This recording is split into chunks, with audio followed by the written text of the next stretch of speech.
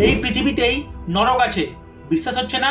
তাহলে আপনাকে একটি ভিডিও দেখাচ্ছি, ভিডিওটি দেখুন। দেখে আপনার মনে হতেই পারে কেউ যেন বিশাল ক্যানভাসে রং ঢেলে দিয়েছে, কিন্তু এটি হচ্ছে বিশ্বের অন্যতম নিচু স্থলভাগে অবস্থিত আগ্নেয়গিরি, যাকে ডালল নামে চিনি।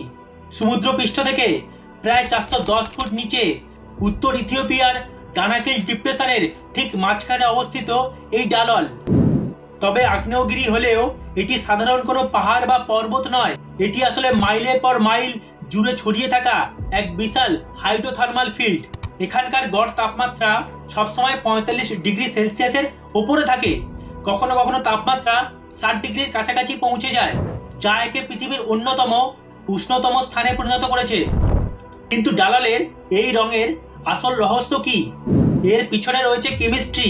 মাটির নিচ থেকে উঠে আসা ম্যাগমা ভূগর্ভস্থ জলকে উত্তপ্ত করে তোলে। সেই গরম জল যখন খনিজ লবণ, সালফার, আয়রন এবং পটাশিয়ামের সাথে মিশে উপরে উঠে আসে, তখন বাতাসের সংস্পর্শে এসে তৈরি হয় এক অবিশ্বাস্য রঙের খেলা। উজ্জ্বল হলুদ রং আসে সালফার থেকে, আর গাঢ় লাল বা বাদামি রং আসে আয়রনের অক্সিডেশন থেকে। তবে সাবধান, এই সুন্দর ছোট ছোট পুকুরগুলোর জল আসলে জল নয়, এগুলো শক্তিশালী অ্যাসিড। ডালল দেখতে যতটা সুন্দর ঠিক ততটাই ভয়ঙ্কর। এখানকার হাওয়া বিষাক্ত গ্যাসে পরিপূর্ণ। ক্লোরিন এবং সালফার গ্যাসের গন্ধে এখানে শ্বাস নেওয়াও কষ্টকর। তাই একে অনেক সময় গেটওয়ে টু হেল বা নরকের প্রবেশদ্বার বলা হয়।